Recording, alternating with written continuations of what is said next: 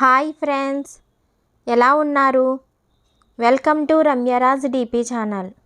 ముందుగా మన ఛానల్ని చూస్తున్నట్లయితే ప్లీజ్ లైక్ చేసి సబ్స్క్రైబ్ చేసి పక్కనే ఉన్న గంట సింబల్ని క్లిక్ చేసి ఆల్ అనే ఆప్షన్ క్లిక్ చేయగానే మేము పెట్టే ప్రతి నోటిఫికేషన్ ముందుగా మీకు వస్తుంది. టుడే టాపిక్ కార్తీక పురాణము 24వ అధ్యాయము గురించి తెలుసుకుందాము. అంబరీషుని ద్వాదశి వ్రతము.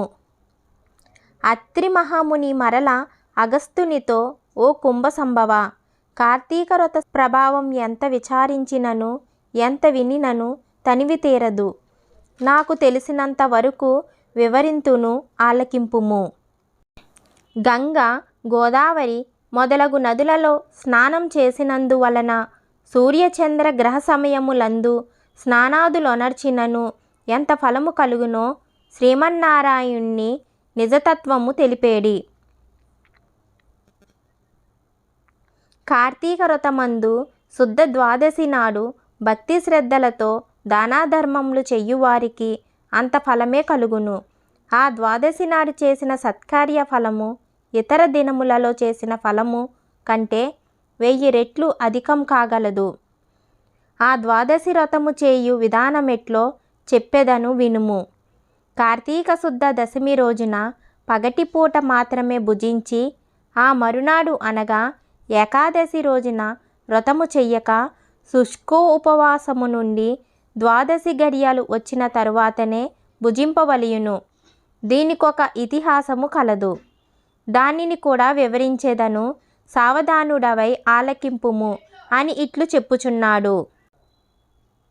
పూర్వము అంబరీషుడను రాజు కలడు. అతడు పరమ భగవతోత్తముడు, ద్వాదశి వ్రతప్రియుడు. అంబరీషుడు ప్రతి ద్వాదశి నాడు తప్పకుండా వ్రతము చేయుచుండేడివాడు. ఒక ద్వాదశి నాడు ద్వాదశి గడియలు స్వల్పముగా ఉండెను. అందుచే ఆ రోజు పెందలకాడనే వ్రతమును ముగించి బ్రాహ్మణ సమారాధన చెయ్యదలచి సిద్ధముగా ఉండెను. అదే సమయమున అచటకు కోప స్వభావుడగు దుర్వాసుడు వచ్చెను. అంబరీషుడు ఆ మునిని గౌరవించి ద్వాదశి గడియలలో పారాయణం చెయ్యవలయును గాన తొందరగా స్నానమునకేగి రమ్మని కోరెను. దుర్వాసుడు అందులకు అంగీకరించి సమీపమున గల నదికి స్నానమునకు వెడలెను. అంబరీషుడు ఎంతసేపు వేచియున్నను దుర్వాసుడు రాలేదు. ద్వాదశి గడియలు దాటిపోవుచున్నవి. అందుచేత అంబరీషుడు తనలో తానిట్లనుకొనెను, ఇంటికొచ్చిన దుర్వాసుని భోజనమునకు రమ్మంటిని. ఆ ముని నదికి స్నానమునకు వెళ్ళి ఇంతవరకు రాలేదు. బ్రాహ్మణునికి ఆతిథ్యమిత్తునని మాట ఇచ్చి భోజనం పెట్టకపోవుట మహాపాపము. అది గృహస్థునకు ధర్మము కాదు. ఆయన వచ్చు వరకు ఆగితినా ద్వాదశి గడియలు దాటిపోవును, వ్రతభంగమగును. ఈ ముని మహాకోప స్వభావము కలవాడు.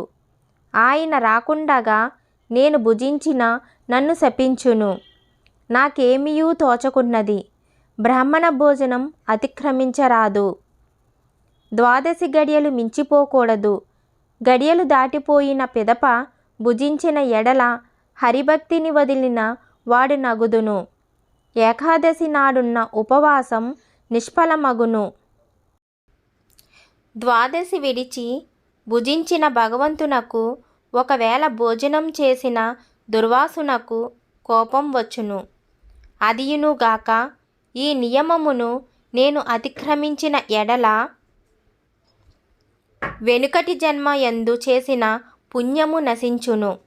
దానికి ప్రాయశ్చిత్తం లేదు అని ఆలోచించి బ్రాహ్మణ శాపమునకు భయము లేదు. ఆ భయమును శ్రీ మహావిష్ణువే పోగొట్టగలరు. కావున నేను ద్వాదశి గడియలలో భోజనం చెయ్యటయే ఉత్తమము.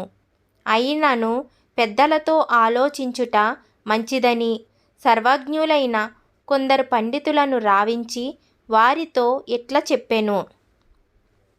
ఓ పండిత శ్రేష్ఠులారా, నిన్నటి దినమున ఏకాదశి అగుటచే నేను కటిక ఉపవాసము ఉంటిని. ఈ దినమున స్వల్పంగా మాత్రమే ద్వాదశి గడియలున్నవి.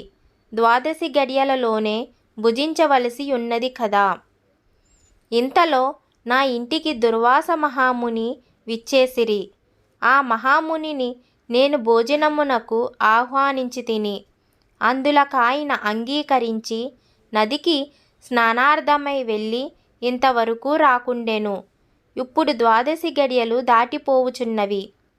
బ్రాహ్మణుని వదిలి ద్వాదశి గడియలలో భుజింపవచ్చునా, లేక వ్రతభంగమును సమ్మతించి ముని వచ్చే వరకు వేచి ఉండవలెనా? ఈ రెండింటిలో ఏది ముఖ్యమైనదో తెలపవలసినదని కోరేను.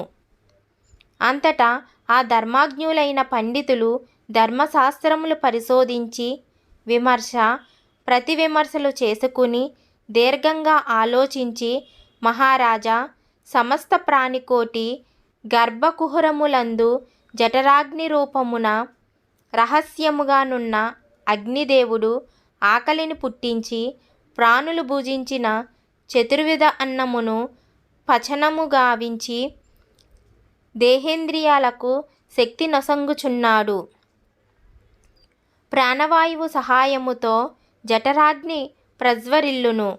అది చెలరేగిన క్షుద్బాధ దప్పిక కలుగును. ఆ తాపము చల్లార్చవలెనన్న అన్నము నీరు పుచ్చుకుని శాంతపరచవలెను. శరీరమునకు శక్తి కలగజేయువాడు అగ్నిదేవుడు. దేవతలందరికంటే అధికుడై దేవపూజ్యుడైనాడు. ఆ అగ్నిదేవుడను అందరూ సదా పూజించవలెను.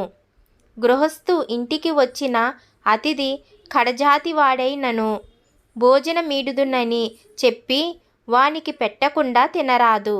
అందులోనూ వేదాంగ విద్యా విశారదుడగును మహాతపస్శాలియు సదాచార సంపన్నుడును అయిన దుర్వాస మహామునిని భోజనమునకు పిలిచి వానికి పెట్టకుండా తాను భుజించుట వలన మహాపాపము కలుగును.